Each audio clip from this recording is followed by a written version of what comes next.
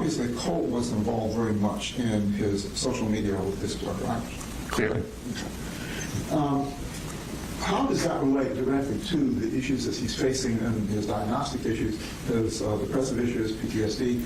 How does interaction with that community relate to his mental health issues? Well, I think, people that have those kinds of issues, that have I guess it could be depression, anxiety, but more like have that kind of history, feeling disaffected, isolated, are the exact people that end up in there. And so I think it's not surprising that he ended up in there, given the issues that he had.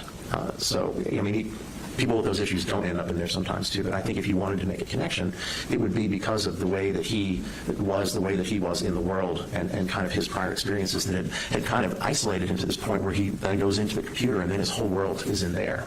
And that's what I think happened. Do children his age have a tendency to limit those around them in the community they want to be a part of? They can, sure. When they're 13, 12, 13, and 14, how reasonable is it to assume they want to be accepted? Well, I think most people do. I think teenagers and early adolescents, I think that's a period of time where kids are real sensitive to that kind of thing. Well, it's fair to say that Colt, for a lot of years, felt as though he wasn't accepted and a part of his family because of the way the troubles and the chaos went. I think that's a fair characterization. And I believe when you were talking earlier, you said that when he dug down into this community, he kind of put himself in his own world. Right. Can you describe a bit of the world he was creating from what you've been over with Mr. Smith and what you've interviewed with him and his structure in your analysis from both his mother's information, from his background, his development, and what he has given you in the sort of 4 meetings that you had with him, plus what's been discussed with his interaction with this court with Mr. Smith? Can you kind of give us an overview of how all that fits together in his personality and his development? I can try. I think, again, if you look at somebody's lifespan, if you look at their development, you look at the experiences they've had, and you're trying to get a sense of how somebody came to be where they are at a certain point in time. I think when I started when I started evaluating, Colt, and started kind of listening to things that he was saying and looking at aspects of his history, looking at his online presence, and then eventually, and the thing that was most useful talking to his mom was, she talked a little bit about his symptoms. I got some of his, background history, certainly her slant on it. But it's not surprising, because I think people that are, maybe kind of disaffected, isolated, with, poor supports, not much interaction in the world, in the community, who are a little odd to begin with, and he's been an odd kid, and then develop these kind of depressive and anxiety symptoms. I think to get into a community like that, where you're with a bunch of other people that are similarly kind of disaffected, outcast, kind of lonely people, and you can get a certain amount of credibility in there, I think it kind of draws you in, because in that world, you can be somebody that's not lonely and disaffected and isolated. You can be somebody who's connected, and you can be somebody who's got a social world and who has sources of self-esteem. I mean, it's extraordinarily dysfunctional, but it makes sense, quotes added, that somebody of his kind of psychological makeup at his age might end up in that space. Is it possible that somebody jumping on the bandwagon of following through the analysis of school shooters can join in the conversation, can present themselves as being a part of this without ever really having a plan to do anything? Well, I think, again, there are thousands of people in this, and not all of them are doing shootings. So, yeah, it's possible. It's not what happened in this case, but certainly, not everybody that's involved in the true crime community ends up doing something like this. We've got a significant period of time from 2023 and 2024, and we're looking at this separate accounts, Aspinwall and occasional court. In 2023, at that point, when he was making the interchange with Aspinwall with a friend, right, was he in a position to actually formulate a plan, or is it possible, or more probable at that stage, that this was more banter, interaction, just being a part of the community? That's the way he characterized it. I mean, I don't know what his capabilities were at that time. I don't know if he had access to weapons or, was enrolled in a school where could have reasonably done something like that. Certainly he was at least fantasizing about it and talking about it and trying to use it to get attention from people in that community. And he was getting significant attention response, wasn't he? Seems like.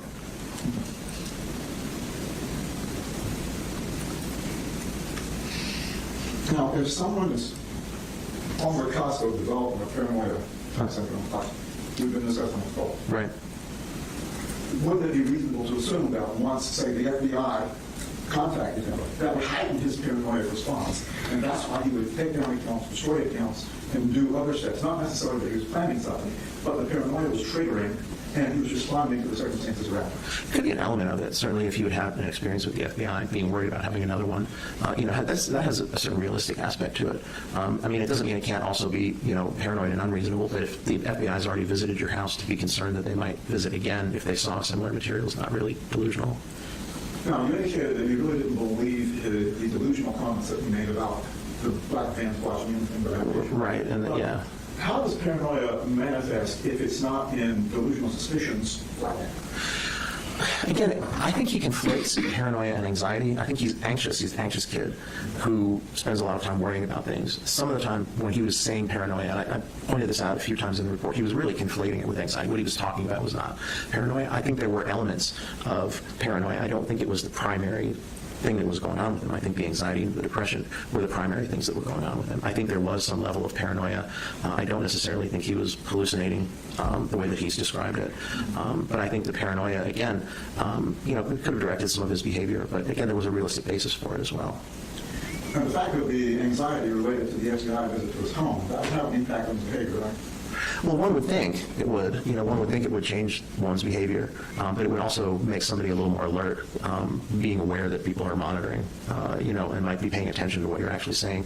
On Discord, he didn't seem to be, because these Discord messages are available, he wasn't destroying those. I'm not sure what was on these SD cards that he was destroying, because we have the messages and we have all the stuff that he said on the messages, so he wasn't covering his footprint that well. Is it possible he didn't actually destroy them? It's possible, yeah. I mean, I didn't see him do it, and I don't believe they found any crushed up SD cards.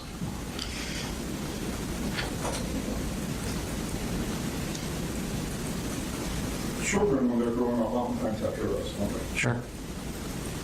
Is that a normal developmental manifestation? Yes. And generally, parents are able to guide children as to what kind of heroes they look at. It's all right. Right.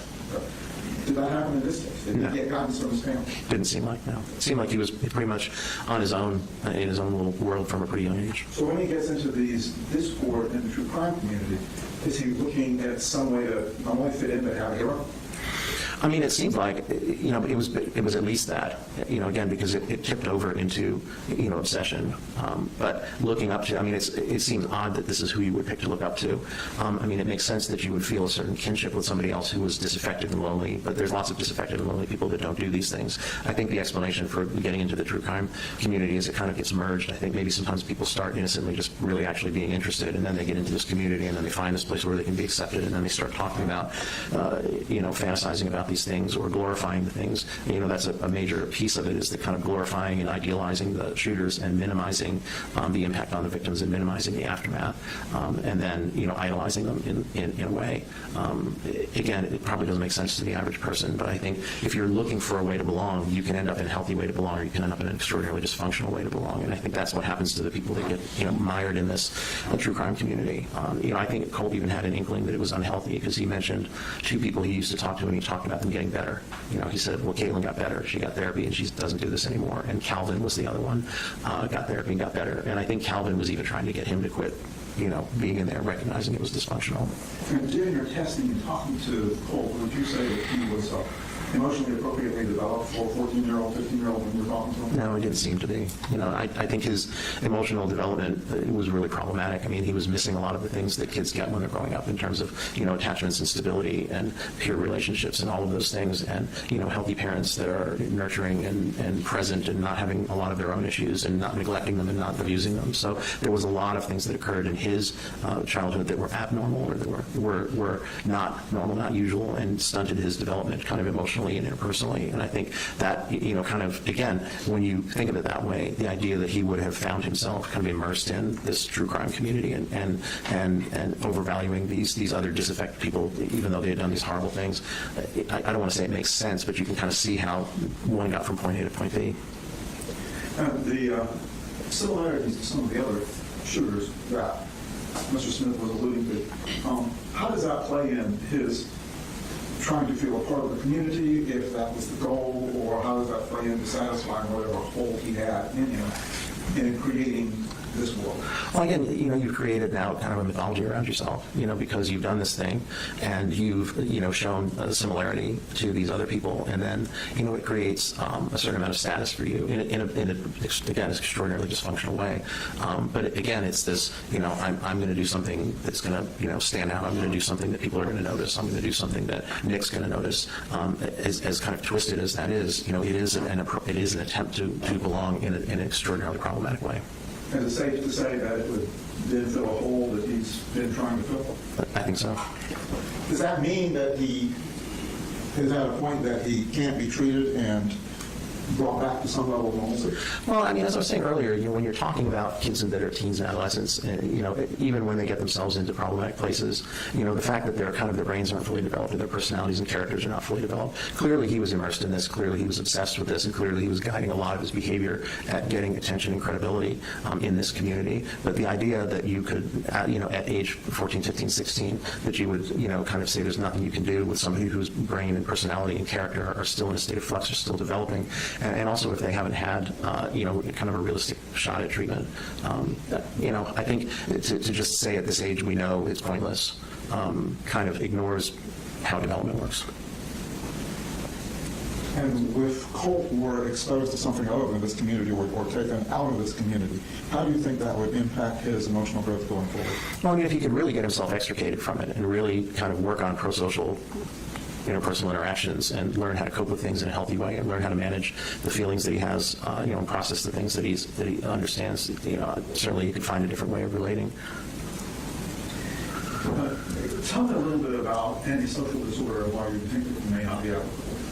Again, he's doing a lot of things in the aftermath. There's doing a lot of lying and, the malingering, but those are not necessarily indicative of an antisocial personality organization. I mean, certainly he does some things that could certainly lead to that. I mean, he's clearly been able to do things that disregard the rights of others. He's clearly been able to do things that had an extremely adverse impact on the lives of others. And, it appears maybe remorseful, maybe not. I can see how that would make people think he was on a trajectory like that, but there was not a lot of other kinds of things that you usually see with conduct disorder and so forth kind of developing, forward. I think if you, look at the things that he did in this instance, I don't know that it necessarily captures the entirety of his personality. Again, I can't say. Certainly there was a lot of problematic stuff, but to say that there's absolutely nothing you could do, or you shouldn't give it a try, or we're just going to give up now, knowing again what I know about brain and personality and character development, seems like it's certainly one way to go, but it seems like it ignores what we know about people's ability to make change, particularly at a period when they're still developing. I mean, if we were talking about somebody that was 27, 28, 29 or older, I would be much less optimistic. There's been some comment about his blank effect, the fact that he doesn't seem to be overly emotional and showing remorse. Is it possible that someone who has not been in a normal social environment may not know the nonverbal cues to trigger that so others will understand what they're feeling? I suppose so, but again, it's, there's a certain amount of social stuff that you get from modeling, and there's a certain amount of stuff that's just kind of how you're wired up. If you're not wired up to be a particularly emotional person, then that's the way you're going to come across. I think it's hard to tell with him. I mean, I think there's, again, evidence to suggest that he did know, and when he communicated remorse, maybe he was or was not remorseful, and it was hard to tell. I couldn't speculate, to be honest with you. I know I just talked around in circles a bit there, but it's hard to know. Were you aware that he wrote the apology notes? I did. I saw them. At this point, given everything you and Mr. Smith have discussed, do you still maintain your recommendation in your report? I still think there's, if you look at him, certainly the exposition from the state and all of the problematic stuff he was doing, I was aware of all the problematic stuff he was doing in the true crime community. I think it would be, clinically, I would want to get him out of that milieu and see if you could address things to kind of maybe restructure his personality in a more healthy, better coping sort of way. It's going to be a big job, but I think it's not something that at age 14, 15, 16, you can say, well, there's no point. Thank you. That's all I have, Judge. Is there any recross?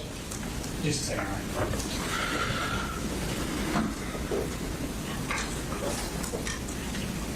Good question, John. All right. Witness may be excused. Yes, Judge. Thank you, Doctor. Thank you, Your Honor. We'll go ahead and take a lunch recess, 1:45. Your Honor, we do have the 2 o'clock due witness. Okay. We will start. We're ready. Is there anything to do between 1:45 and 2? Yeah, that would be enough time. We'll be in recess till 2 o'clock.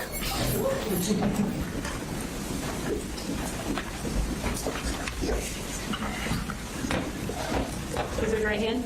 Do you swear to tell the truth, the whole truth, and nothing but the truth, so help you God? I do. And have a seat. Can you go ahead and introduce yourself to the court? Yes, my name is Ashley Gilland, and I'm an investigator with the Barrow County District Attorney's Office. And how long have you worked with the Barrow County District Attorney's Office? Almost 7 years. And what are your job responsibilities with the Barrow County DA's office? My responsibilities are to prepare cases for court hearings and/or trial. That can be a plethora of things, from interviewing witnesses, serving subpoenas, writing search warrants for social media records, and then in turn compiling all that evidence into a summary format for court purposes. And were you assigned to aid in the investigation into the Apalachee school shooting from September 4th? I was. How did you become involved in that investigation? From day one, I was more in a support role. As evidence was coming in for that the day of, I was collecting that evidence, doing preservations on different social media accounts, and then in turn writing search warrants for certain accounts. And then as each piece of evidence came in, I kind of put it together and compiled it into a more readable format. And as far as compiling it into a more readable format, can you tell us a little bit about what evidence you summarized and what evidence you reviewed with this case, and specifically in preparation for the sentencing hearing today? So I reviewed and compiled together Discord records, which is a social media app, Google records, cell phone extractions, computer extractions, crime scene photos, and any other type of photos that were found. As far as Discord records, whose Discord records did you summarize and look at? They were the defendant's Discord records, one from back in 2023 during an investigation, and then also one during the investigation of Apalachee. And those Discord records that you reviewed, are they on a jump drive that we'll be providing to the court with all the evidence? They are. And Your Honor, those Discord records are numbered State Exhibit 266, and we would like at this point to introduce them into evidence under the business record exception. All right. Mr. Allen? No objection, Judge. All right, they're admitted. In addition to Discord records, I think you mentioned Google records? Yes, ma'am. Okay. Whose Google records did you review? The defendants. Okay. And Your Honor, we also have the Google records on the jump drive, and those are listed as State Exhibit 237. We would also like to introduce those into evidence under the business record exception. Mr. Allen? No objection, Judge. They're admitted. In addition to those records, since the defendant's arrest, have you been able to get calls that he has made while he's been in custody? I did. And I did subpoena jail calls from while he was in different YDCs. And have you also reviewed those calls as part of preparing for today? I have, yes. And Your Honor, this time I would like to introduce into evidence State Exhibit 267 through 335 and 345. They are clips from certain jail calls between the defendant and his mother, Marcy Gray, that we would introduce under the business record exception. Mr. Allen? No objection, Judge. All right, they're admitted. And then the last, these, did you also obtain the defendant's medical records or psychiatric records from the youth detention centers as well? I did. And Your Honor, this time we would like to introduce into evidence State Exhibit 336A and B, which are the medical records for Colt Gray from the various youth detention centers, and we would have them placed under seal as well. Mr. Allen? No objection, Judge. All right, they're admitted and they'll be filed under seal. Thank you, Your Honor. Specifically in preparing for today, was a PowerPoint created as part of your presentation? It was, yes. And does it summarize digital evidence related to the defendant in this case? It does. Okay. Can you just briefly tell us what the purpose of the summary PowerPoint is? Yes, so because there was a lot of digital evidence within this case, being from computer extraction records, cell phone extractions, all of the Google and Discord records, it was easier to formulate this PowerPoint for today's purposes in more of a categorical format, so it's based in categories instead of like a timeline. And has that PowerPoint been marked as State Exhibit 341? Yes, it has. And does that include the evidence that we just talked about? Google records, Discord records, phone records from the defendant, jail calls, those types of things? Yes, it does. Your Honor, and have you had, I guess, Investigator Gillen, have you had an opportunity to review that PowerPoint? Yes. And is the PowerPoint that is on the jump drive that we'll be providing to the court, is that the PowerPoint that was created in anticipation of this hearing? Yes, ma'am, it is. And Your Honor, this time I'd like to introduce an evidence Exhibit 341 so that we can go through that PowerPoint with the court today. Mr. Allen? No objection, Judge. It's admitted. Can we have the key?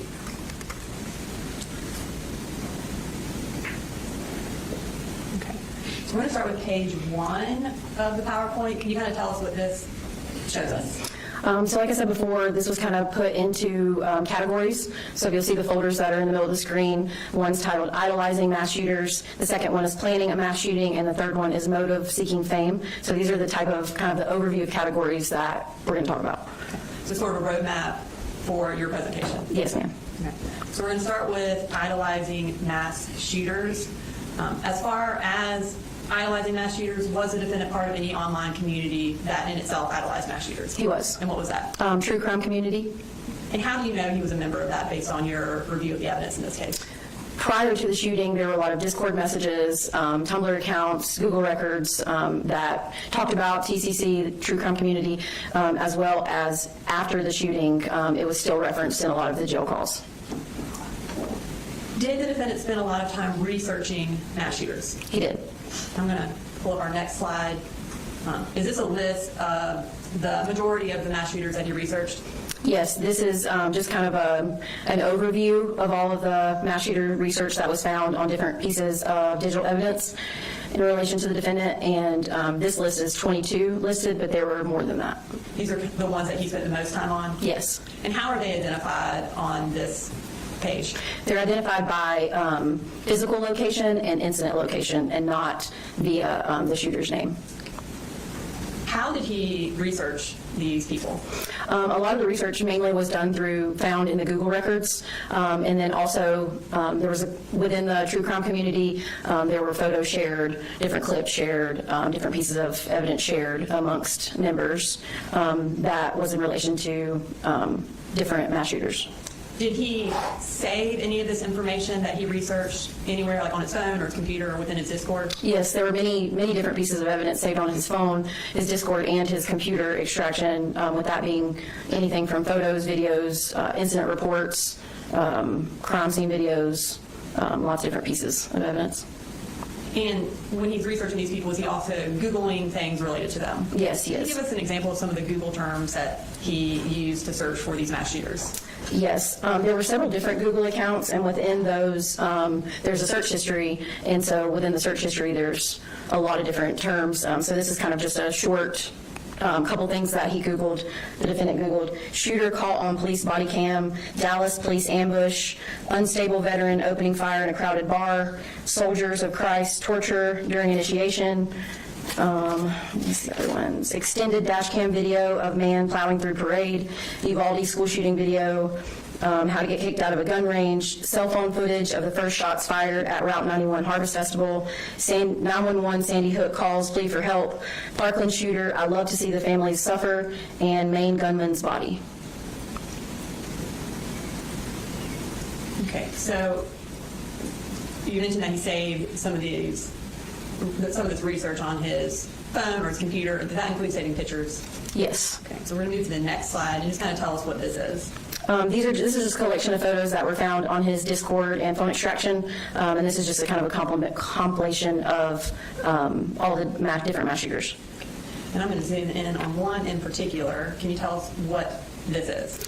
So this is, it says your result on there with the name of one of the Columbine shooters, and this was a result of, he took a quiz called What True Crime Personality Are You? And that was taken on September 3rd, which was the day before the shooting, and this was the result that he got and saved to his phone.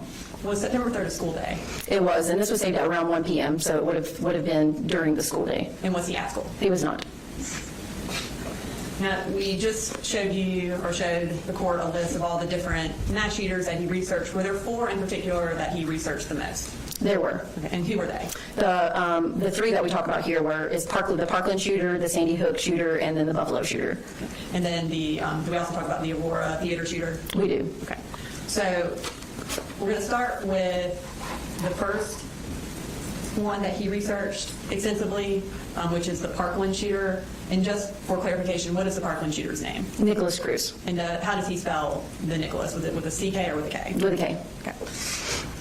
What kind of type of evidence are we going to start with in talking about the defendant's idolization of the Parkland shooter? The first category is listed evidence of obsession. So basically things that show or prove that he was obsessed essentially with the shooter, and that could range from different messages or photos or things that he saved. And was this obsession with the Parkland shooter, was the time frame for that, did that lead up into the shooting on September 4th? Yes. All right, we're going to show this page. Tell us what this shows us. This is just specifically from the defendant's Discord. So these are photographs of the Parkland shooter that were saved and shared specifically on the defendant's Discord account. Okay. I know this is showing up as one page, but were these individual photos saved on the defendant's phone, saved on the defendant's Discord, and we just reproduced them in one page? That's correct. Okay. Was this all of the photos that he had of the Parkland shooter that he had on Discord? No. Okay. Were there a lot more? There were a lot more. And then tell us about this page. These were ones that were specifically saved on the defendant's cell phone.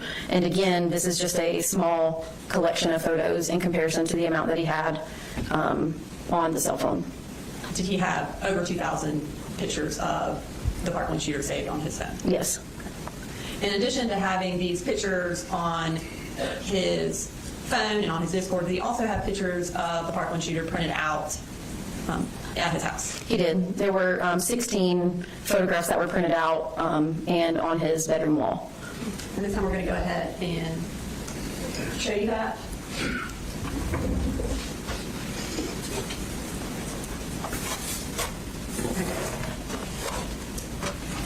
And so can you just, this is going to be listed as Exhibit 343. Do you recognize this? Yes, this is the collection of the 16 photographs that were on his wall, and this is actually an exact measurement of it displayed on his wall. Are these the exact photos that were found on his wall? They are the exact photos. And they were placed on this to show the exact placement of what his wall looked like the day of the shooting? That's correct.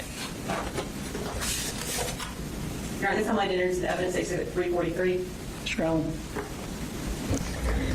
Any objection? No objection. It's admitted.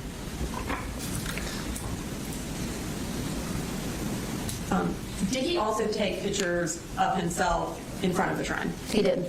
And what did he do with those pictures? He shared them on his Discord account. Okay. When was the first photograph of the shrine taken? It was the first photograph of the shrine with the defendant was taken August 9th of 2024, which was approximately 25 days before the shooting. And based on your review of the digital evidence, did that shrine appear to remain on the wall from August 9th all the way up until September 4th? It did. So you mentioned that he took pictures and shared them on Discord. Is this one of the times he shared a photo on Discord? Yes, this was shared on August 28th of 2024.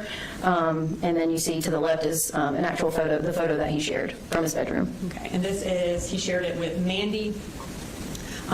As far as what he told Mandy, can you tell us that about this photo? Yeah, so his Discord name was Occasional Burner, so he's the one in the blue at the bottom. He says, "My mom's in rehab, so it's just my dad, and he knows not to question what I do." Okay. And then is this another photo that he took that he shared with Mandy? Yes, this is another photo that he shared on Discord on September 3rd, the day before the shooting. Okay. In addition to having all these photos saved and these photos printed out, what other evidence of the defendant's obsession with the Parkland shooter did you find? Yes, there were lots of other research materials that were viewed and saved on his cell phone, Discord, and computer. Okay. And so does this page show the different types of research that he did on his cell phone or on his Discord? Yes, it does. Okay, can you just kind of read through what exactly he had either saved on his computer or that he researched? Yes, on the left-hand side, investigative summary of shooters' cell phone contents and internet searches, surveillance videos of the Parkland shooting, visited website for shooters' police interrogations to view interrogations and took screenshots, saved a minimum of 2,664 photos of shooter. That was specifically from February of 2024 until the shooting. Watched each day of the shooter's sentencing trial that happened in October of 2023. Watched YouTube video titled Parkland Shooter, Faked Psychiatric Symptoms After Shooting, Expert Says. And then on the right-hand side are what's in quotes is what he Googled, specifically Google searches. Nicholas Cruz faking psychiatric symptoms, Cruz's premeditated aggression and violence, autopsy photos for Parkland victims, Parkland Shooter, I love to see the family suffer, Nicholas Cruz's love letters from jail, Nicholas Cruz's planned a mass murder, viewed article titled "Psychiatrist Probes Parkland Shooter's Mind," watched documentary "Behind the Madness" about Parkland shooter and shooter's writings while in custody and during trial. Okay, so as far as the investigative summary of the shooter's cell phone contents, the surveillance videos, are those the actual surveillance videos from the Parkland shooting that show the shooting, and is that the actual investigative summary that law enforcement did regarding the Parkland shooter's cell phone contents? Yes, it is. You also have on there that he watched each day of the shooter's sentencing trial in October 2023. How long did he watch it? Did he watch it from October 2023 until a later date? The evidence from the Google record showed every single day in October, and then all the way up until February of 2024 at the very least. And as far as the records that from his computer, what is kind of the first date of the records that we have from his computer? I believe October of 2023. Okay. So he's watching the trial essentially every day in October and then continues to watch it up until February of 2024? Yes, that's correct. What grade was the defendant in at this time? He would have been in 8th grade. And was he in school at all that year? He was not. Okay. And at that time, where was he living? He was living with his father in Barrow County, and his father had sole custody of him at that time. Now, in addition to all of this research, does he also talk about the Parkland shooter extensively on Discord? Yes. And what time frame do we have Discord records from? These are from August 28th until the day before the shooting, September 3rd. So this 2024 time frame is when his username is Occasional Burner. Who is he talking with about the Parkland shooter? A user identified as Mandy.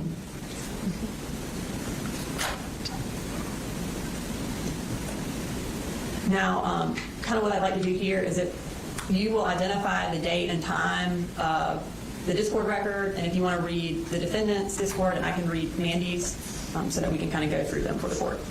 Sure. So on the left-hand side, you see the date with a timestamp. This timestamp also is in what's called UTC time, which is Universal Time Coordinated. It's a standard time used kind of to regulate clocks around the world. So almost all digital evidence comes in UTC, so we have to convert it to Eastern Standard Time, which is typically -4 during this time frame. So it's -4 hours. So for example, this would be the first will be August 28, 2024 at 11:42 a.m. If you want to read those first two messages. Yes, ma'am. If you don't have multiple pictures of him sprayed across your wall, a multitude of archives related to him, and not having him be the sole reason you're still alive, you're like fake as fuck. At least that's my quite diluted philosophy regarding the type of love you have to have towards Nick. Okay. And then about 2 hours later, Mandy says, "Do you have any hobbies aside from games?" He responds, "Shooting, Nick, people watching. That's about it." And it looks like about 5 hours after that, he makes another comment. "It seems like any inspiration/motivation I have always ties back to Nick." And again, was this August 28th, a school day? Yes, it was. And was he at school that day or at home? He was not at school that day. Okay, we're going to move to, looks like more Discord from August 28th. Approximately what time is this? This will be around 7:16 p.m. And if you want to go ahead and start reading those records. Like, it's weird, but I feel like they only see him for that and not for who he is as a person. I think a lot about him being forgotten and just a number, as the victim said. I've cried thinking about it. So I promised myself and him I'd never leave his side. Yeah, when I watched the impact statements, I had so many panic attacks because, like, why do they feel the need to be so hateful? If it wasn't for Nick, I would have blown my brains out months ago. I know, right? So inhumane. Like, begging for him to get raped and killed, WTF. But I saw him and my heart and people say Nick's the monster. Now we're moving to more records from August 29th. Around what time do these start? So this actually would have been 11:46 p.m. or 11:45 p.m. on the 28th going into the 29th. So Midnight, we start around midnight on August 29th. yes. So, and Mandy starts with, LMAO, how long have you liked him? I forgot. For like almost a year now. I've known about him for years, but I had different hyperfixations at the time. But when I found Nick, literally everything connected, and I haven't left since. I'll say it, I've masturbated thinking about Nick. And then it looks like we moved to later on in the day on August 29th. And Mandy says, if you had to pick one person to be with and only them forever, who would it be? Like killer-wise? I mean, just in general, TBH. Like, if you had to pick one person in this world to be with forever. I mean, Nick, of course. Who else? And then now more messages from August 29th. And is this around midnight of the 30th? It's around midnight of the 29th. Right, it's going into the 30th? Yes. All right, and can you go ahead and read those messages? Sent video. I cried making this, slightly. Well, I just cried. What? That shit made me tear up. Oh, I didn't think it would touch you like that. Great edit, though. It's hard for me to go back to it because it does the same to me. I need to make more like emotional edits of Nick. I like him. As far as, so they're talking about making emotional edits of Nick. What is an edit? Essentially, it's just taking a video and making it your own, whether that means adding photos to it, adding text messages to it, adding music to it, just any kind of thing that you can alter to make it your own. And he talks about sending, making an edit. Is there an edit that he sent related to this conversation? Yes.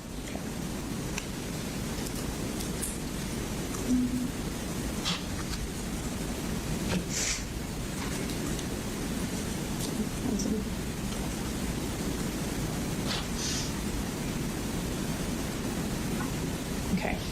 And this time we're going to play that video edit that the defendant made. Emergency.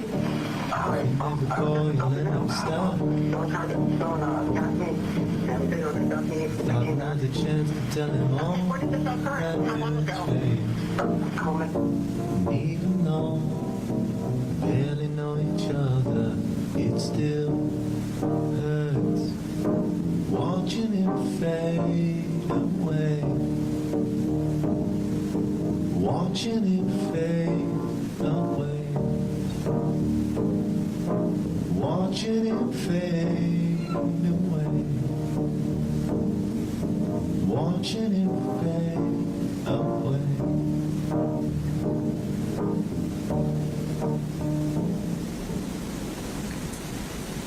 Okay, now we're moving to September 2nd, which is 2 days before the shooting.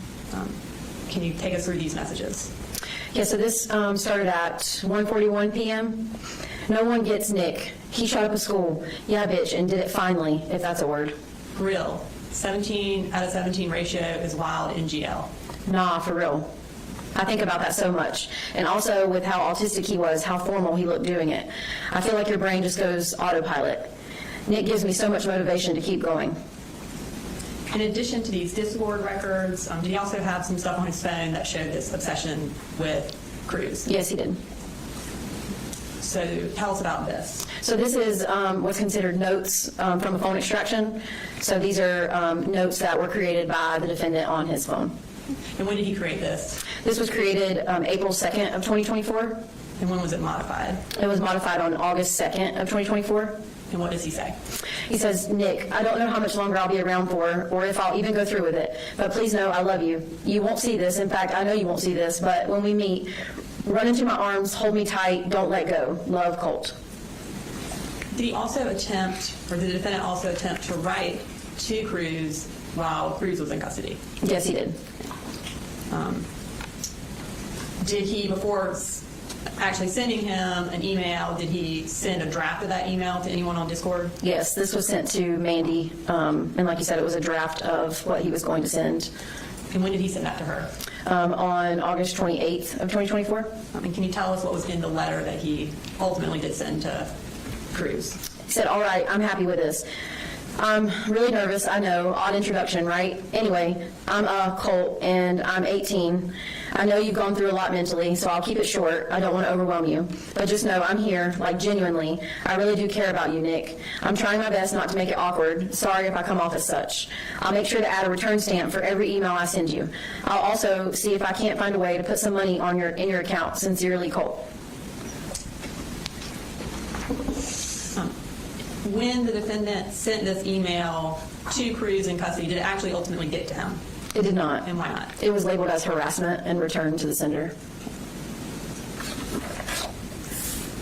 After the defendant attempted to send this letter or this email to Cruz, what happened? So he began messaging someone that identified themselves as Cruz's cellmate. And did Cruz's alleged cellmate reach out to the defendant after this email was sent? Yes, Okay.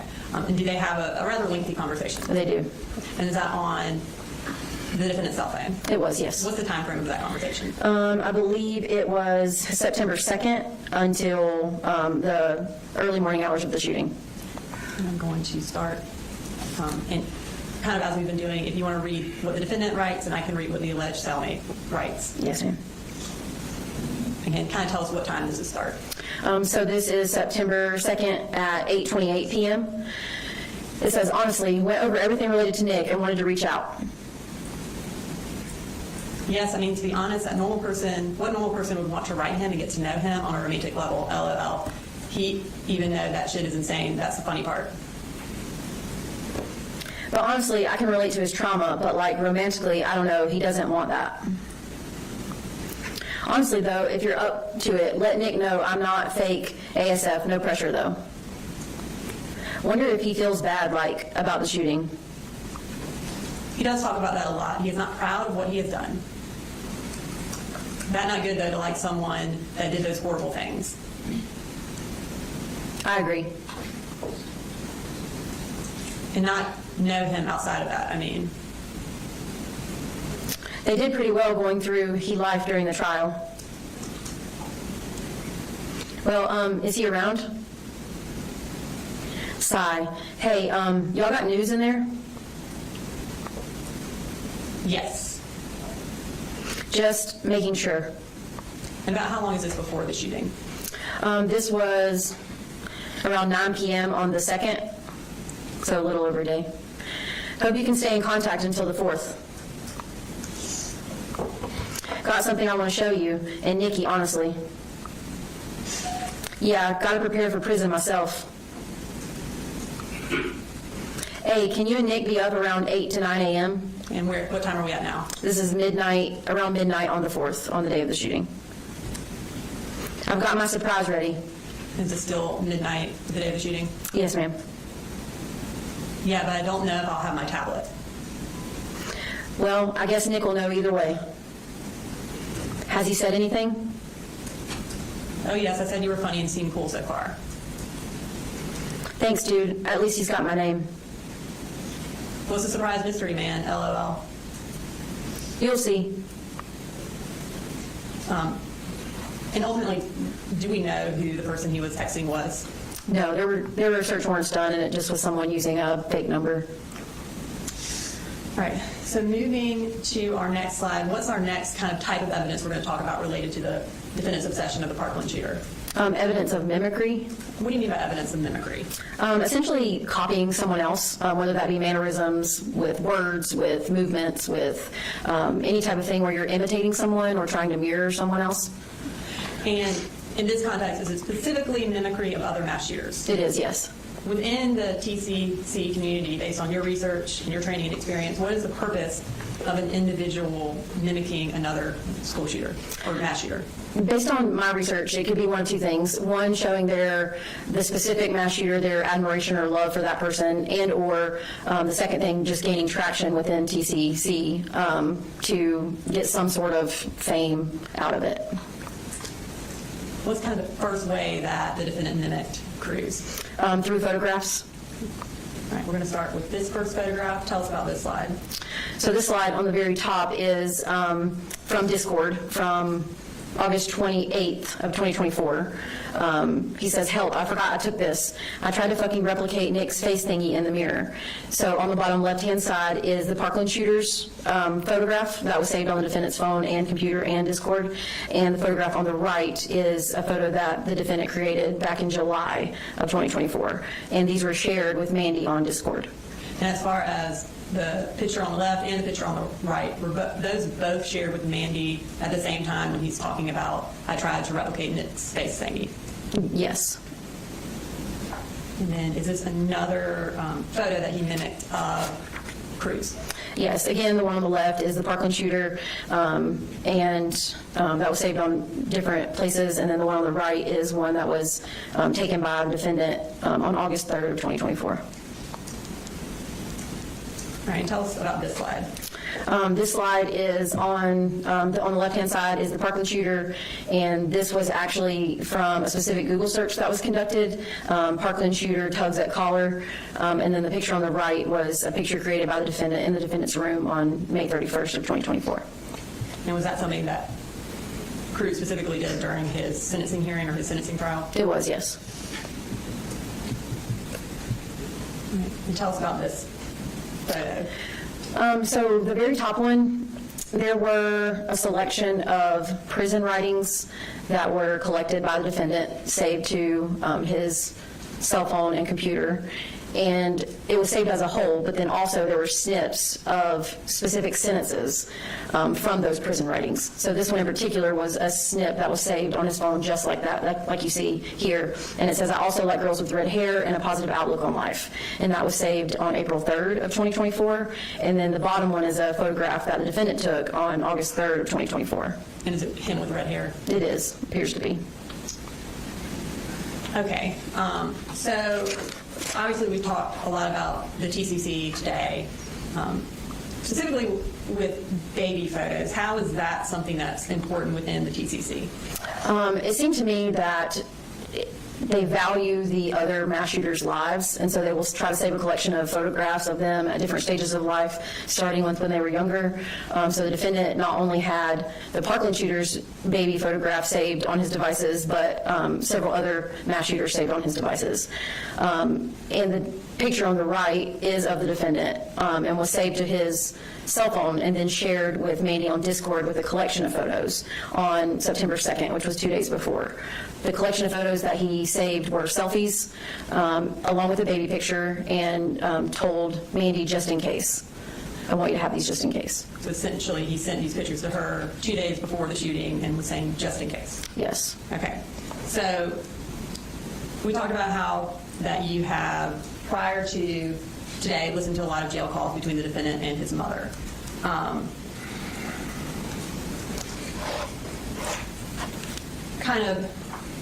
Is Marcy Gray who he talked to most in the months after the shooting? Yes. About how long did they talk?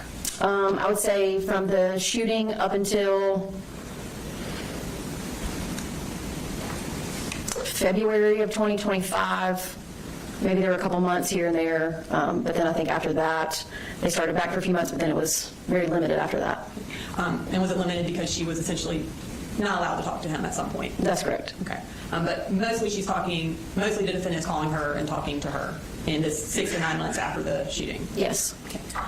When was their first call? So their first call was October 1st of 2024, and we received all of these calls from YDC, and in the first call, it's kind of a lengthy call, but it talks about asking her to look up his name on Tumblr, Tumlook, and along with TCC, and they kind of talk about all the different mass shooters he's being compared to, and essentially every call after that is referencing that in some way, shape, or form.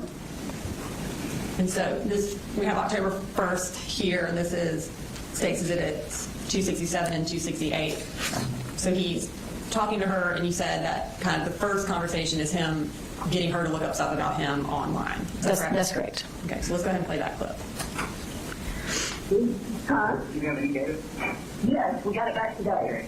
You want to look anything up, please? Yeah, and then go to news station. Okay. And don't say, you go report it, so Oh, you're not. Okay, let's see. just block out the name or something. Let's see. We'll say latest news. Let's see. Oh my God. Here's the latest news fact. He recently agreed to donate his brain to Oh, science. yeah, okay. So Did you hear this? Yeah. Let's see. What's hard to anything trying to meet you guys? I have quite a few questions, so. I know. Well, now that I got the internet back, I'll do some deep digging. What's up with my name, maybe?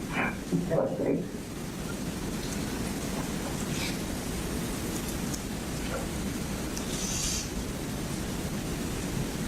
You go to tumblr.com, Yeah, come on. TUMLOOK.com. L-O-O-K. Tumblr? Yeah. Okay. Okay, Tom.com. You hear the search bar? Hang on. Say it again. TomWork.com. Oh, Tom. Yeah. Okay, hang on.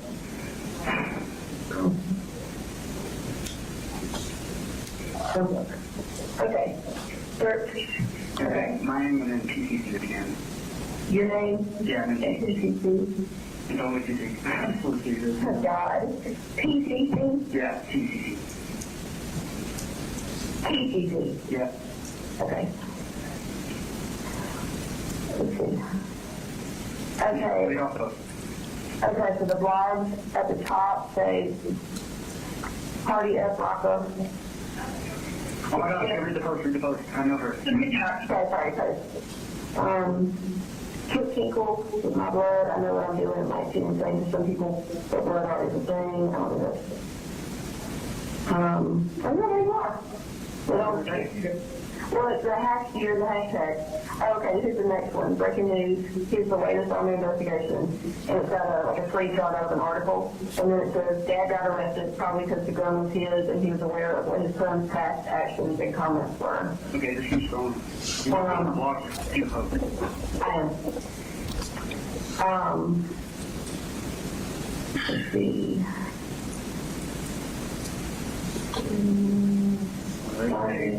Sorry, I'm reading through them.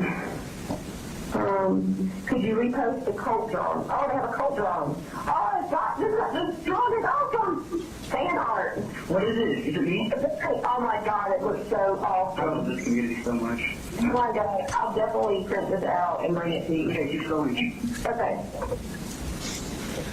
Okay, so I want to unpack that a little bit. So essentially, he is directing her where to go, and she's scrolling through articles. Is that accurate? That's accurate.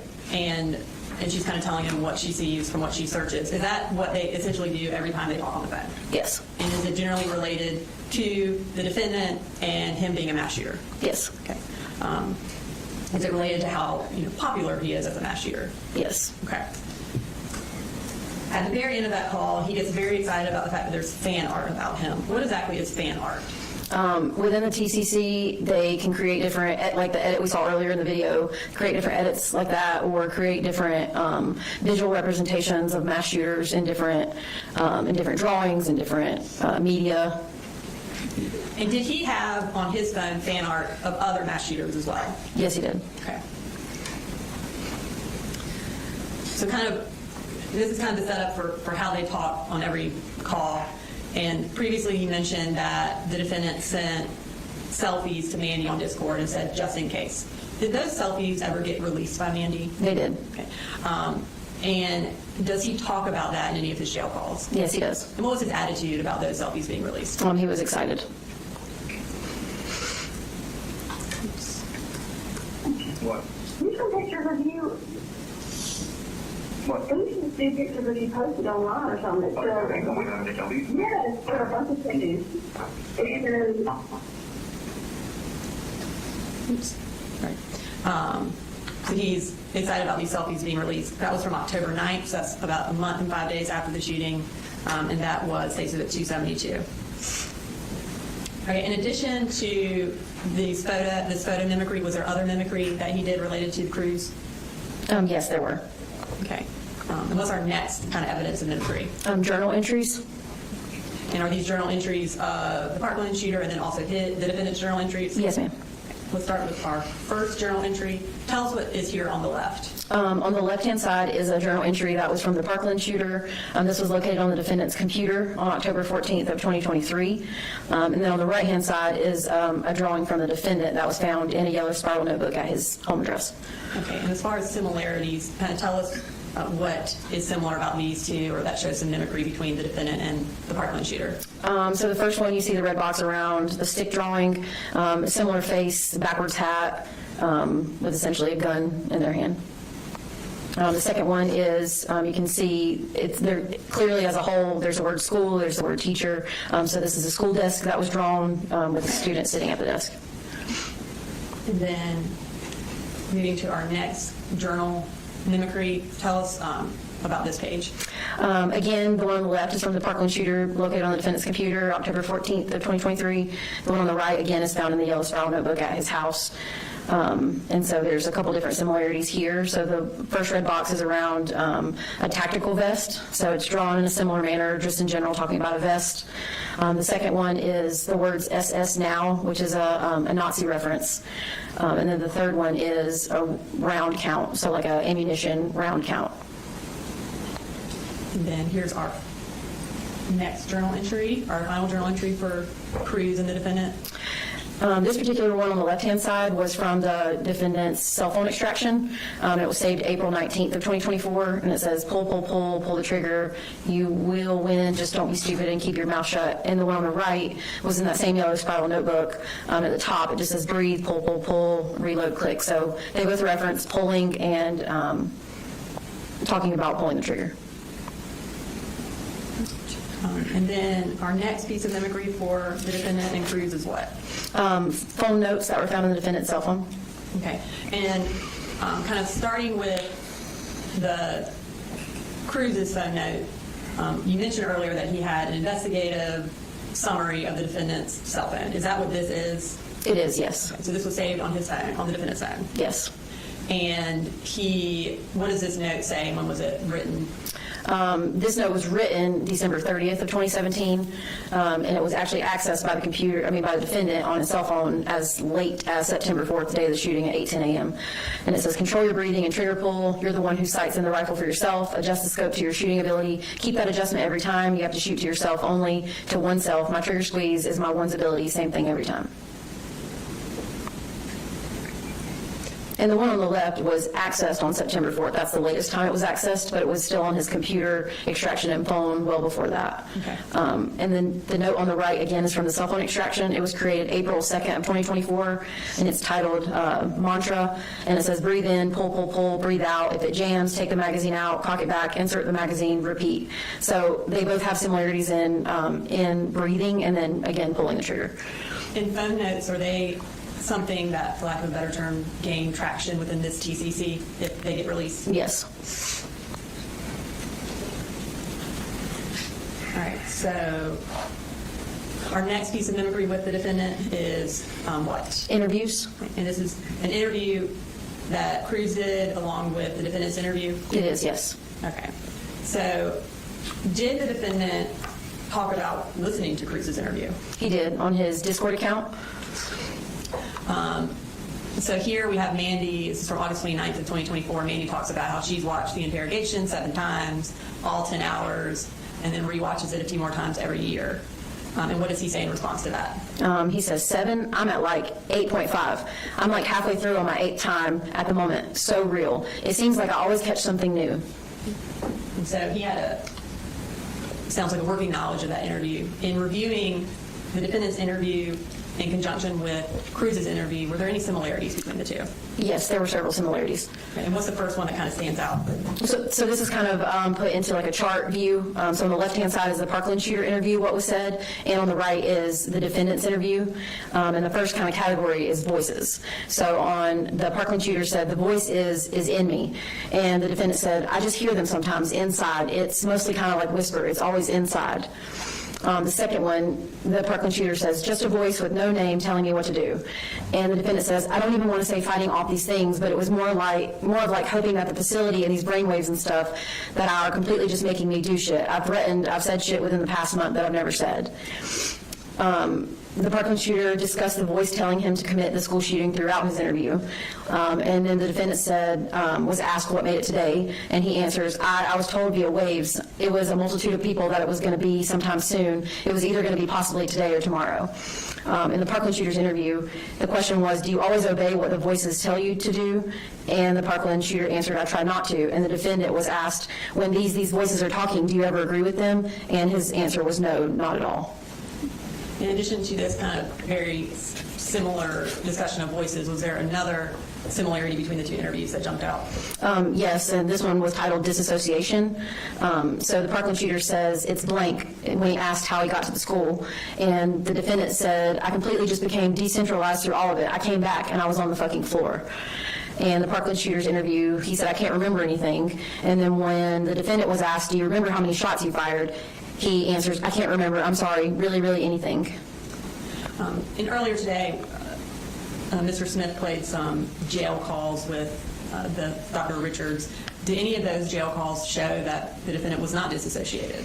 Yes, there was a couple where his mother was reading an article about something that was said about the shooting, and he responds basically saying, that's not true, I wasn't banging on the door, different situations like that. And then that's our last piece of evidence in mimicry, and now we're going to move to kind of evidence of planning related to Cruz. Kind of tell us what we're going to talk about here.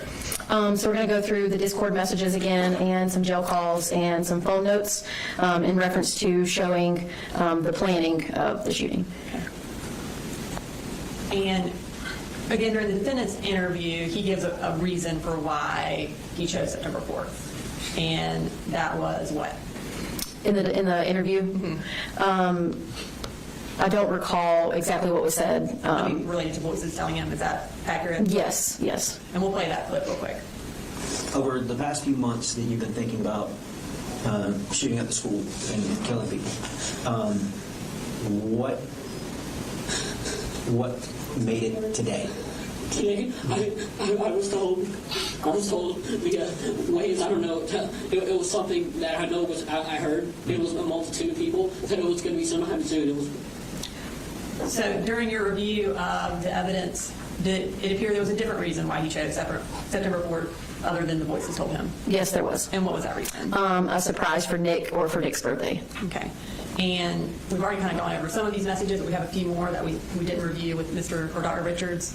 From August 31st, can you tell us, are these kind of talking through why he chose September 4th? Yes. Okay. And we'll start with Mandy. This is around, looks like midnight. Did you ever do anything on Nick's B-Day? IDK, why I asked, but just curious. Made a cake for him. I have plans this next time, though. It's so close, isn't it? Yeah, 26 almost. My baby getting old. What you going to do? Like for his birthday, I want to make it special for him. I hope we're in contact by then. And when is Cruz's birthday? September 24th. Okay. And what else does he say about this date of September 4th? So these messages are on September 2nd. And Mandy starts with, I'm worried that this is going to push you to do something on September 4th. Meh, not really. Fun fact, September 4th is a Wednesday, the same weekday that was on February 14th. And February 14th was the date of the Parkland shooting. Okay. I know previously in a message it talked about how September 4th is a Wednesday, and then also February 14th was a Wednesday. Is that correct? That's correct. And then there was a message where this was a surprise for Nick. Yes, that's correct. Okay. And then did he also have a phone note about sort of this September time frame? He did. And that was from when? This was dated July 24th of 2024, and it says, if everything goes to shit, I'll probably take September as my exit. I'll use August to scope everything out. This shouldn't happen, but if I somehow end up doing it in September, just know this wasn't the date I had originally planned. Based on the kind of Discord messages you reviewed, what was his original date that he intended to do this? In February. Was he trying to do it the same day that Cruz did his shooting? Yes. Okay. And so in terms of evidence of planning related to Cruz, kind of tell us about this phone note. This note was titled Prison, and it was July 26th of 2024. It says, God, I hope they move me to the Wakulla facility in Florida whenever I'm 18. Hell, move me there now. And who was at that facility? The Parkland shooter. Okay. Now, tell us why this is in the planning section. What does it show? Because this was back in the end of July of 2024, and it's essentially showing that he's going to be going to prison or doing something that's going to cause him to be in prison. Does it also indicate that he was planning on surviving whatever he did? Yes. Okay. And tell us about this. So in terms of, we just talked about going to prison, there was also this edit that was shared with Mandy on Discord on August 29th of 2024, and it references also prison.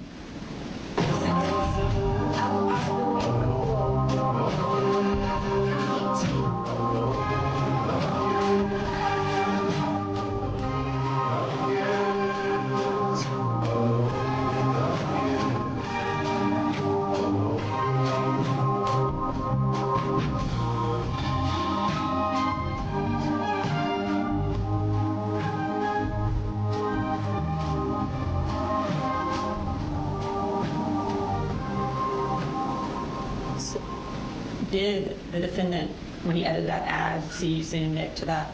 He did. Okay, so that was the end of us talking about his idolization of the Parkland shooter. What's the next shooter that we're going to talk about that he idolized? The Sandy Hook shooter. Okay. And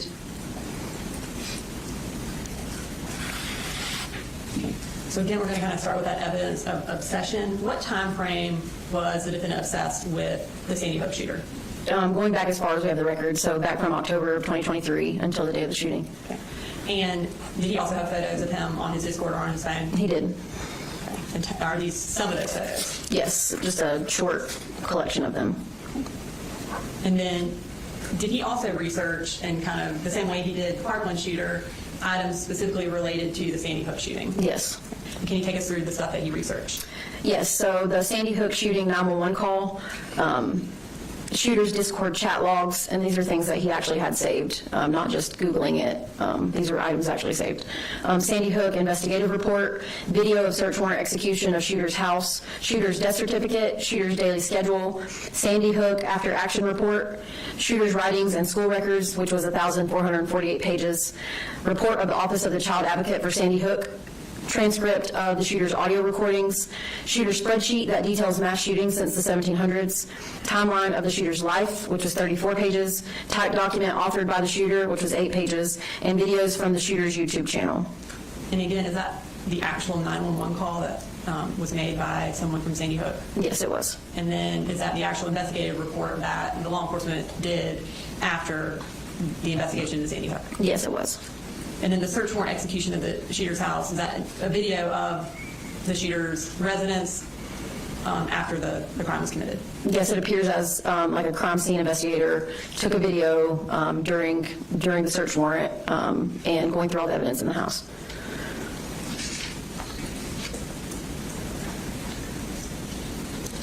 Are there any jail calls where he talks about his obsession with the Sandy Hook shooter with his mother?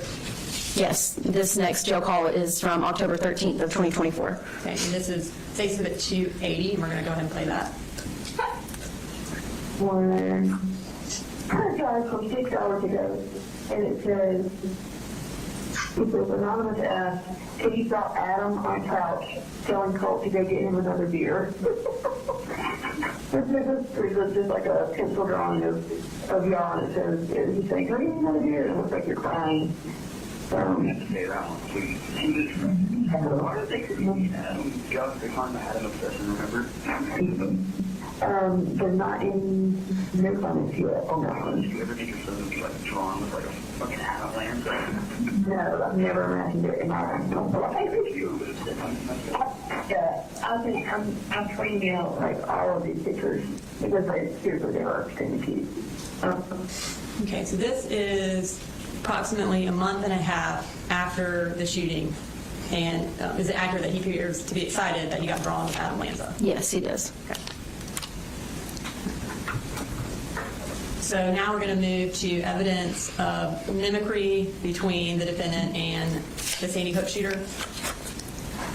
Okay, so we're going to start with, again, Photographs. Tell us about this one.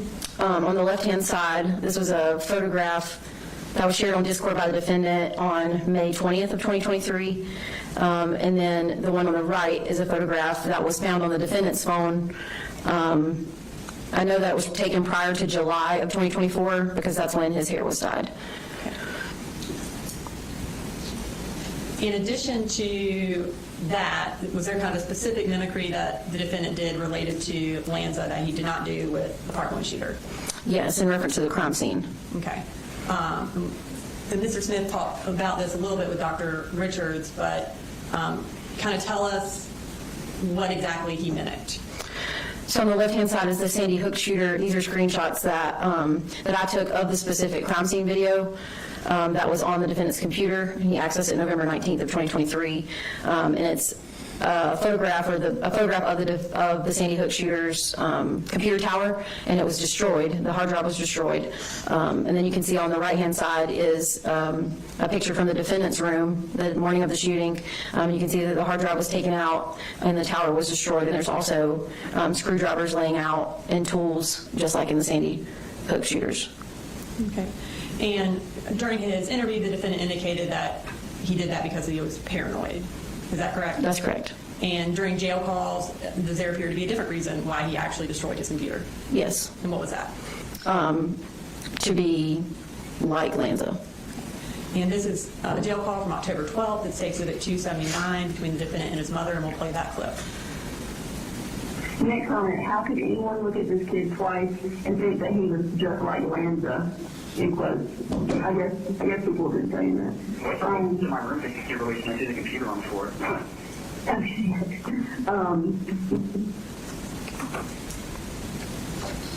And then what's our next form of mimicry that we're going to look at? Motive. And kind of what time frame are we talking about where he is mimicking Lanza's motive in committing a mass shooting? Going all the way back to 2023. And is that kind of the May 2023 time frame? It is, yes. Where was he in school at that time? He was in Jefferson City Schools. Okay. So we're going to start with some Discord records that show this, and this is from May 19th of 2023.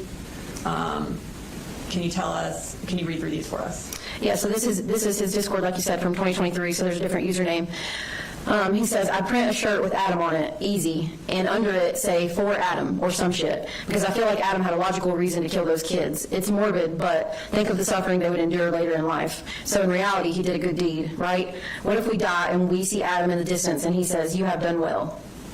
And at this time, when he's talking about committing a mass shooting, is he talking about committing it to an elementary school like Lanza did? Yes. And are there some phone notes that kind of also talk about that same motive?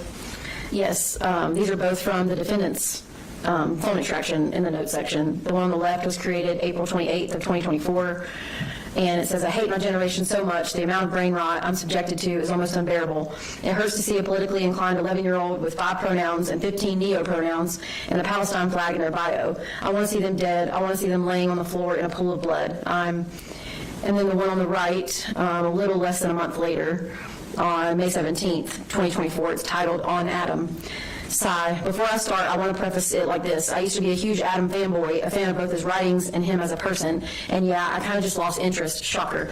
But as my hatred grows, I realize how much of it ties into him. I hate the idea of people my age becoming full-fledged. All right. So that finishes our section on the Sandy Hook shooter. Who's the next shooter that he idolized and mimicked? The Buffalo shooter, known as Peyton Gendron. Okay. And we'll talk briefly about some evidence of his obsession with him. Again, does he have lots of photos of him on his phone? Yes, on his Discord and his phone. Okay. And did he also do a lot of research on him? He did. For the Buffalo shooter, there was a Discord transcript. For the shooter was the shooter's manifesto, pictures, list of writing on the shooter's gun, a shooter criminal complaint, and an earnest manifesto. Okay. And is there evidence of mimicry that's related to the Buffalo shooter? There is, yes. And again, are there some, at least a photo that he mimicked? Yes. Okay, so we'll start with that. Tell us about this slide. So the one on the left is the Buffalo shooter, was saved by the defendant August 18th of 2024. And then the ones on the right are of the defendant, both of them, and they were located on the defendant's cell phone. Okay. What's the next kind of mimicry that the defendant did related to the Buffalo shooter? The writing on the gun. Okay. Tell us about this piece of evidence. This is one of the notes that was saved on the defendant's cell phone. It's titled On Gun. And this was the creation time was May 11th, 2024. And this is a list of essentially things to write on the gun that were also written on the Buffalo shooter's gun, some of them. And what's the type of writing that he has on here? Like, what is kind of the general idea of the words that he's... Hate speech, racist propaganda. Okay. And you indicated that the title was On Gun. At this time, did the defendant have the rifle that he used to commit the school shooting on September 4th? Yes, he did. And specifically, this 1352, was that on the Buffalo shooter's gun? It was, yes. And is that also racist propaganda? It is. Okay.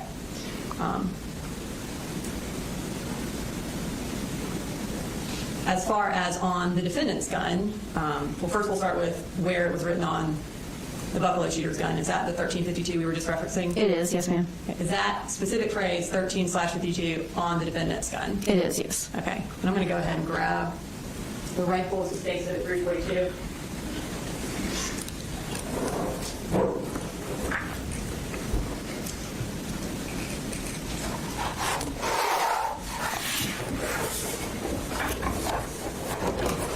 Do you recognize that? Do we recognize that? This was the firearm that was collected from Apalachee High School on September 4th. Your Honor, this one I'll introduce some evidence states at 342. Alan, any objection? Submitted. Okay. Can you tell us, show us where on the defendant's rifle this 1352 was written?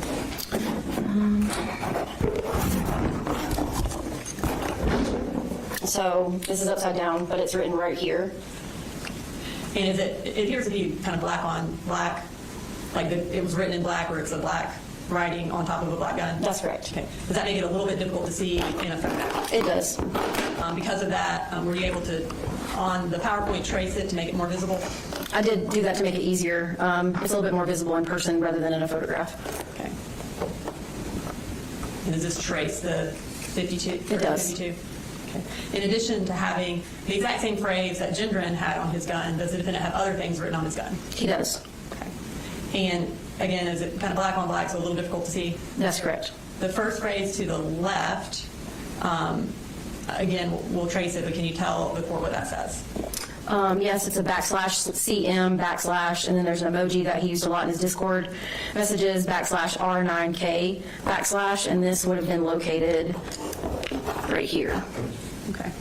And based on your research, training, experience, does this appear to be a reference to something in particular? Yes. So in reference to the CM, cute mail \, with the emoji, and then \R9K, which was a popular 4chan chat room, similar to like the Discord stuff. And is that like a chat room that the TCC was involved with? Or- Yes, like-minded individuals with violent urges to talk about ordinary people. And then also up here on the top right, what was the writing on that part of the gun? This is just a heart with an exclamation point, and it's right here. Okay. And then our final writing on the gun, where is that located? It's in between the 1352 and the heart with the exclamation point, so it's right here on the gun. And it's 38/PM, which is a reference to the Sandy Hook shooter, meaning 38 rounds per minute. Is that approximately how many rounds that it's alleged that he shot? Yes. All right, so now we're moving to the final mass shooter that the defendant idolized, and who is that? Can we put this back over here? Thank you.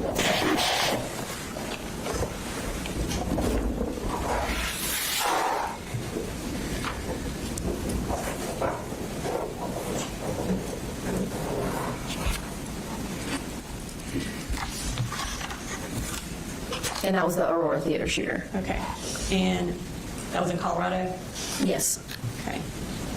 So again, we'll first start with some of his evidence of obsession with this individual. Did he have photos saved on his phone in Discord similar to the other mass shooters that he idolized? Yes, he did. Okay. On that bottom right drawing, is that an example of fan art? Yeah, it can be, yes. Okay. And what is this a reference to? This is another phone note from August 9th of 2024, so a little less than a month before the school shooting. And there wasn't a title, and it says, "Hi, James, sorry, this is almost surreal for me, ha. I debated sending a letter because I kind of figured it'd just be denied, but here we are. So how are you? You okay? I'll try to be as pure, but Allenwood has quite a lot of regulations as far as mail goes, so please." So this appeared to be like a draft of an email he was going to send to Holmes? Yes. And did it appear that he ever actually wrote an email to him? No, he did not, but he did do research as to what facility he was at and saved a screenshot of where to send mail to. Did the defendant also do a lot of research on James Holmes? Yes, he did. Okay, tell us about that. There were journal pages from the shooter. There were prison records related to the shooter. Viewed a documentary related to the psychiatric evaluation of the shooter. He Googled James Holmes' gear, saved numerous photos of the shooter, and post-shooting had numerous conversations from custody about the Aurora Theater shooter. So post-September 4th, did his obsession kind of shift from Cruz being his main obsession to Holmes being the main obsession? It appeared that way. Okay. Right. Are there any jail calls between the defendant and his mother related to this obsession with Holmes? Yes. Okay. And this is from November 6th of 2024, and it states Exhibit 301. That's great. Oh yeah, also tell Kevin about the situation with Holmes. I've been looking into his case a lot recently, and I found a lot of things that connect with me and him. The word. You got something to write down so you know what to bring up? I'm typing it. All right, and also that in the past I've switched a bunch, but I feel like this one's kind of permanent, like with him. Like I haven't felt this kind of way before. Anyway, also. And does he have another call with his mother about Holmes? Yes, this one is from December 3rd of 2024. This is State Exhibit 318, so we'll go ahead and play that. There's a couple, here's one of him, there's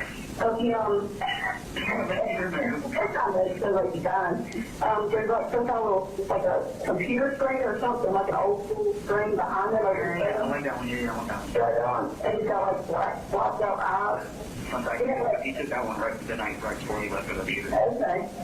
But he wearing like some crazy contacts or something, that was No. Do you like his red contacts, by the way? I think they look cool. Do you like his contacts, by the way? I think they're yeah, I think they're really cool. Kind of freaky, but they do look cool. Okay. Just looking for any other ones that would not set off the alarm bell. I think those are the main kind of included ones that weren't mainstream. So talking a little bit more about that, the defendant represents, I want that one. Is there an indication from these jail calls that the defendant's mother is actually bringing him pictures of Holmes? Yes, it seems that way. Okay. And she also mentioned setting off alarm bells. Is that something that she's not supposed to do? That's correct. And is it, I guess, are pictures screened at the YDC? Yes. All right. In addition to these phone calls, did the defendant make any edits of Holmes like he did of Cruz? He did. Okay. And is this one of those edits that he made? It was, and this one was a few days prior to the shooting and was shared with Mandy on Discord. I'll be popping bottles, sparkles and champagne. VIP my section, royalty looking sexy, you know that be my thing. Did the defendant, again, did he mimic Holmes just like he's done with all these other mass shooters? Yes. Okay. And did he mimic photos? He did. Okay. We'll start with this first one. The photo on the left-hand side is the Aurora Theater shooter, and this photo was shared with Mandy on Discord a couple days prior to the shooting, and the one on the right is of the defendant and was shared with Mandy on Discord on September 2nd of 2024. Okay. And then tell us about this also from September 2nd of 2024. So this is a Discord chat in reference to the photographs, and he says, James Holmes sheets, red silk. And in addition to having these pictures showing the defendant with red sheets and James Holmes with red sheets, do him and his mother also talk about these red sheets on a jail call? They do. Okay. And what's the date of that phone call? A call on December 3rd of 2024. So now we're at 3 months after the shooting, and he is still talking about James Holmes, is that correct? That's correct. Okay, and this is from State Exhibit 317. Here's one of him with his armchair, and looks like he's laying in a bed, and he's got earbuds. Yeah, I want that one, yeah, that one. Where's his tongue sticking out? That image was actually what inspired me to get my run sheet. What? Yeah, if you guys Oh my God, you're looking like it is an apartment crime scene photo, so you still have them too, so that's why. Oh my God.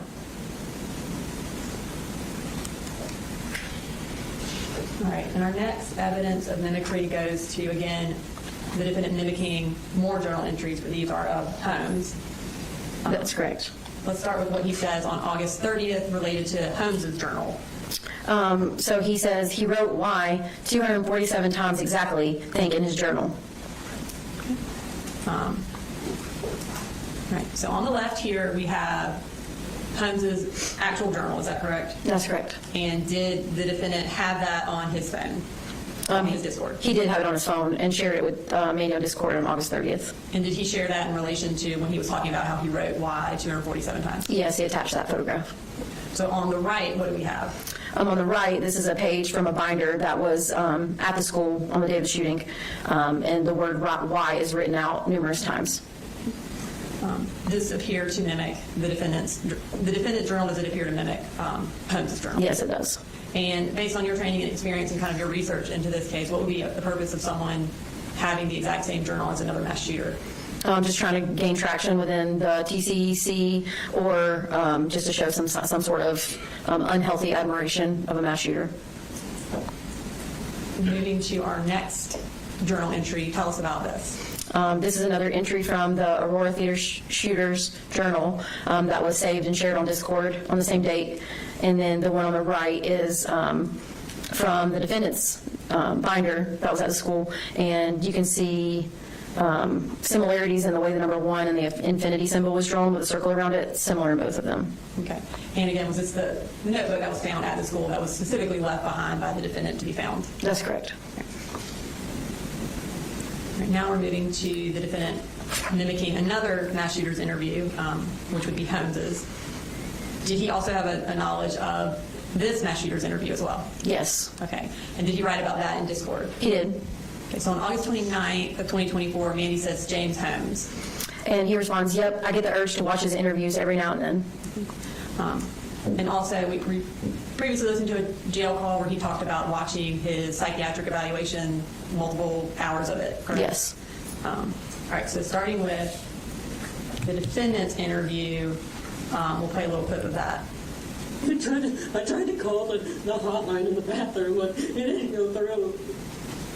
So at the very beginning of the interview, he talks about trying to call a hotline in the bathroom. Does the Aurora Theater shooter also talk about calling a hotline? Yes, in his psychiatric evaluation, which the defendant Googled and watched, it says, called the mental health hotline at 12:30 a.m. from his car right before the shooting, claiming, I call for one last chance to turn back. So the defendant talks about him calling it from the bathroom. Was the bathroom the defendant's staging area for getting ready for the shooting? It was. And then he also talks about in reference, basically, this was when he was trying not to do the shooting. Yes. Is that similar to the Aurora Theater shooter, and he was trying to call the hotline in an attempt, like one last chance to not commit the shooting? Yes. Did he also call from his staging area, which was the car? The Aurora Theater shooter, yes. Okay. So obviously there's a large similarity between those two. Did you review the defendant's phone to look for whether or not he did in fact call a hotline or attempt to call a hotline? I did. We received call detail records from all the phone numbers that were used by the defendant and the physical phone itself, and there were no attempts to call a hotline. Okay. All right. And then we're going to move to the defendant's mimicking Holmes's mental illness. So we're going to start with another journal entry from the Aurora Theater shooter. And kind of what is he doing in this journal entry? At the top it's listed self-diagnosis of broken mind. So he's writing out things I would assume he thinks he has, and schizophrenia is listed as one of them. And did the defendant share this particular journal entry with Mandy as well on Discord? He did on August 30th of 2024. Okay. And around, I guess, within a few hours of sharing that, did he also talk to Mandy about himself having schizophrenia? He did. Okay, and can you take us through what he said?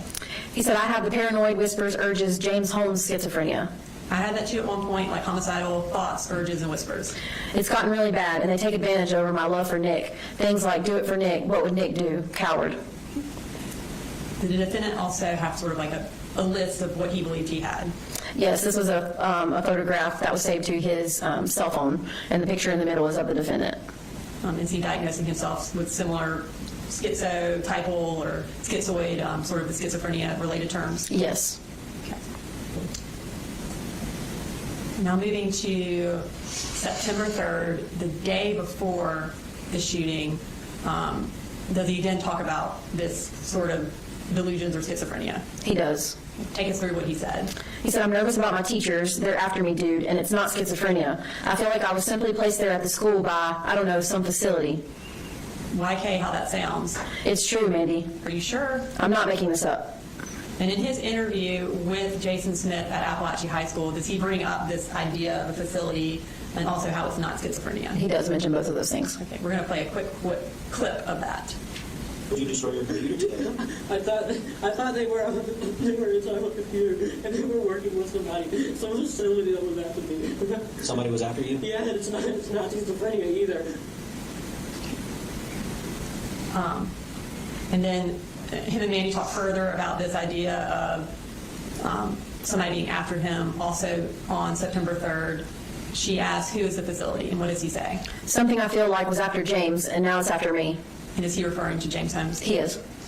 And then Mandy says, I don't mean to be that person, and like I do believe in some conspiracies, but there's no organized group after you.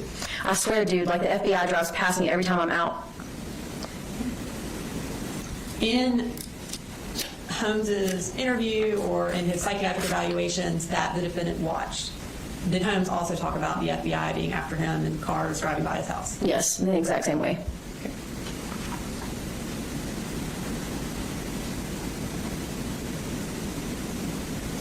All right, and here's our final kind of Discord clip about this. This is also from September 3rd. Take us through this one. He says, I don't know what they or the facility wants from me. I think I'm going to try calling the hotline tomorrow. Hotline, which hotline, what facility? I don't know, crisis hotline.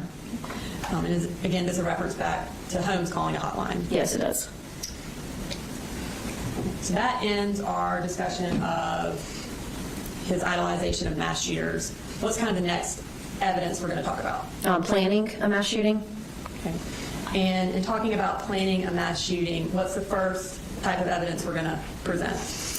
Discord messages dating back to 2023. Okay.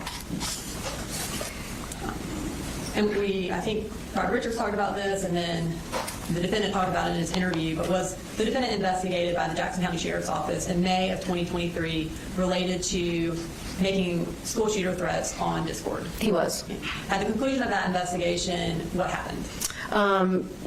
Colt denied being on Discord or using that, saying someone hacked his account, and ultimately there was nothing further from that. In investigating the Apalachee school shooting, did the investigation entail getting the actual records from May of 2023? Yes. And was the defendant the actual person who did in fact make school shooter threats in May of 2023? Yes. Okay. And do we have those particular threats that he made produced here on this PowerPoint? We do. So we're going to start with from May 20th of 2023. Where is he making these threats? On Discord in a server, so it's similar to what a group chat would be like. So several people can be part of the chat at the same time. And was it someone from that chat who ultimately reported him to the FBI? Yes. Okay. And take us through what he said. So this was May 20th of 2023. I have a Bushmaster coming in today, the shotgun, me and Smiggles. I need ideas for where to shoot. A targeting and elementary. I'm saving them from a life of suffering, as Adam put it. And that's referring back to the Sandy Hook shooter. Okay. And we're moving still on May 20th. And the thing with elementary schools is that it's easy, and I have a reason. Little kids, I'm saving them. Easy kills if you can aim right. And here are some more threats.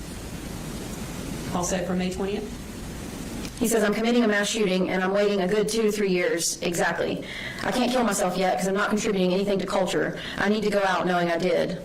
And then it looks like Love Letter responded, OMG, have people idolize you and read what you wrote and everything you did. That's a good way to die, knowing you left your mark. Right? And most people don't understand that. And then this kind of final one. He says, women simp over mass shooters. Is this kind of in relation to why someone might commit a mass shooting? Yes, just to kind of have that unhealthy obsession over them. All right, so in addition to making these threats on the server, did he also specifically talk to Smiggles, another user, about committing a school shooting in May of 2023? Yes, he did. Okay.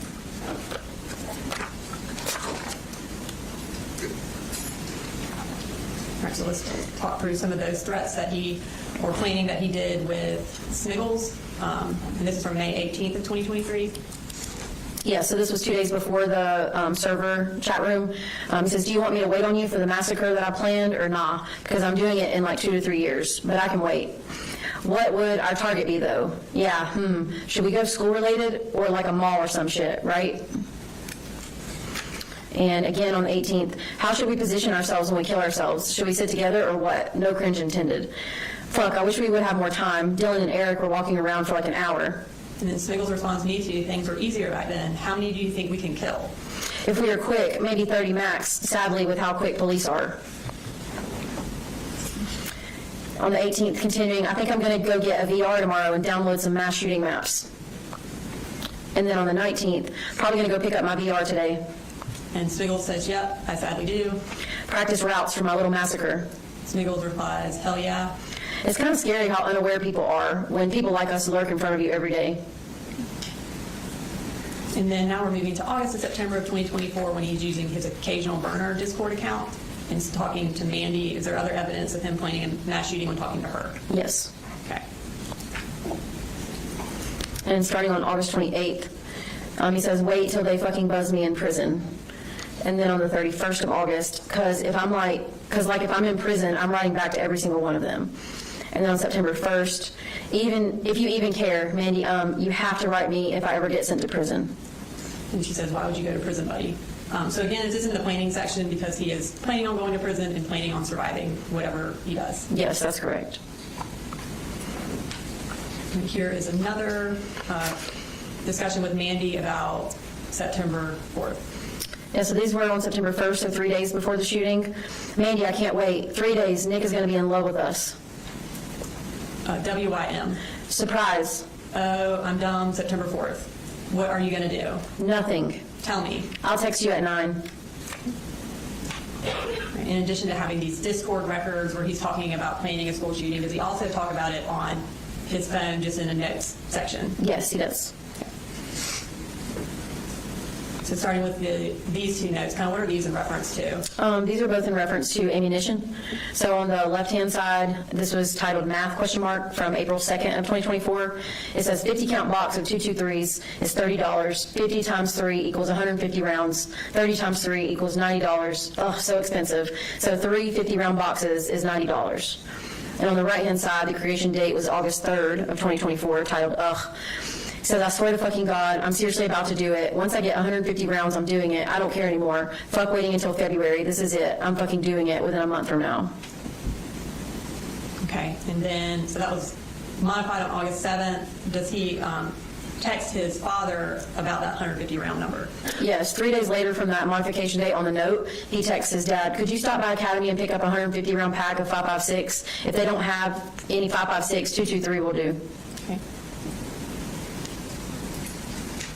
And then now we're moving to more phone notes, kind of planning what he's going to do. Can you take us through these?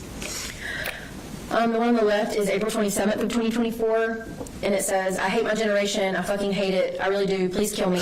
I hate everyone and everything. I can't function knowing these people exist. Why is no one dead? Dear God, why is no one dead? Until that day in that classroom, everyone's dead. And this is approximately 4 months before he actually commits the shooting. Yes, and that one was titled Poem. On the right-hand side, this one's titled Anger of One. This was created on May 16th of 2024. It says, why am I choosing to do it now? Because it's my only chance to strike on a generation I oh so dearly hate the most. I fucking hate it. Why wasn't I born in the early 1900s? I spent hours on Fallout fantasizing about being in that era, that generation. Everyone was so formal compared to.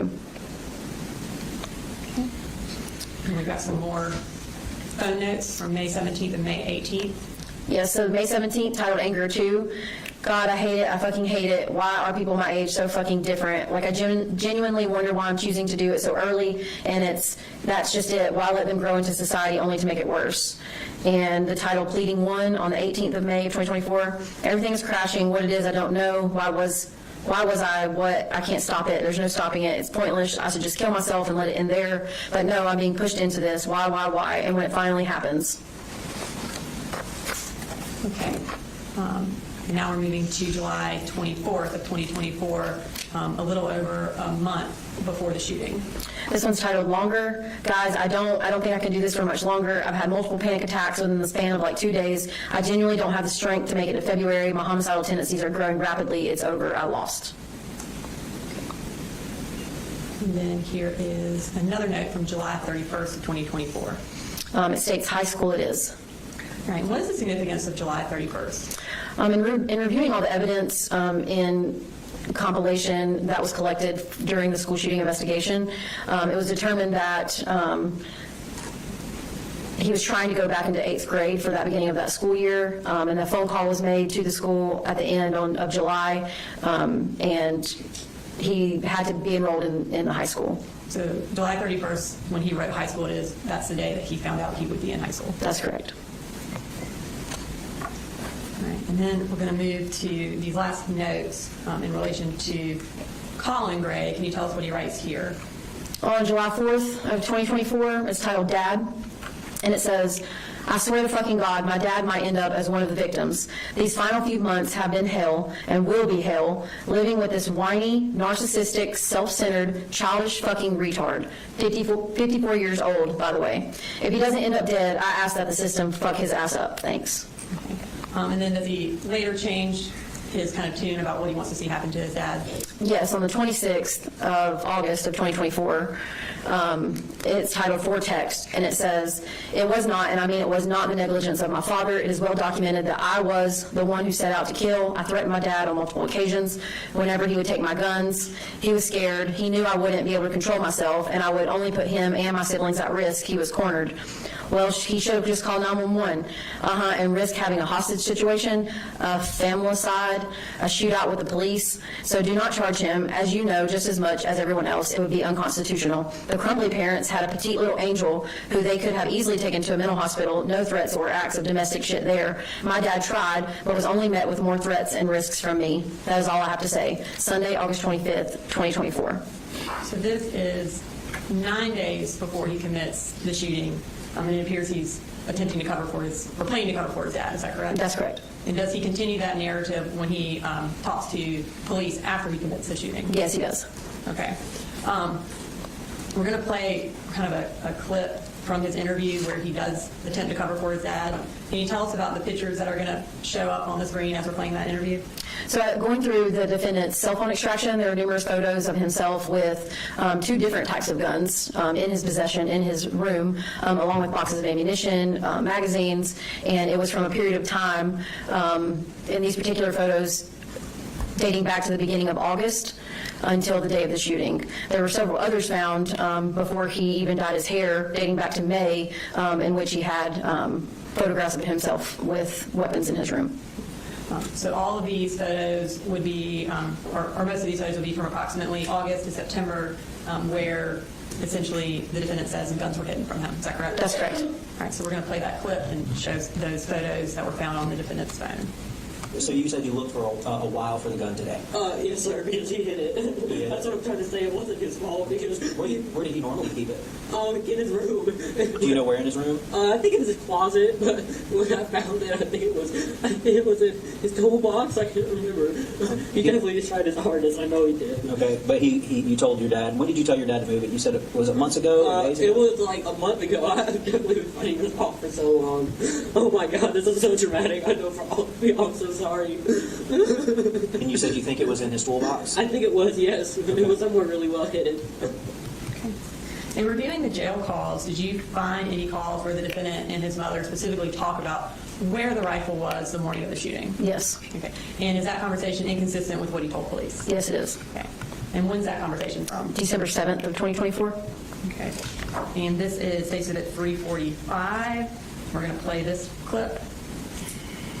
All the accused legal entities said that he put us through an old one mental health care that I told him about, he's not taking the guns away. It's more than enough. They didn't say they weren't even put up. They were like, that rifle was in my room that morning. And it stayed in my room. Every single magazine, box, and no shotgun was all in my room that morning. And I actually went to his room and planted most of it there because I felt so bad about him not getting one gun. Well, did you not tell them that? No, I'm on that. If you need to tell them that stuff, you have to. That's what I told them. I told him that it was, your dad didn't put anything away. And the reason I told him that is because it ticked me off, because I had been telling him he needed to put all that shit in his truck for weeks. But anyway, we can't change it now, but. Okay. So now, still in the line of talking about the defendant planning this mass shooting, in the actual execution of his shooting, did he imitate previous mass shooters? Yes, he did. Okay. Ms. Brooks, is there a chance we can start here tomorrow, or? We can. Yeah, we probably have about 30 more minutes. This is probably a good stopping point. All right, well, let's break for the day. 9 o'clock tomorrow work? All right, 9 o'clock.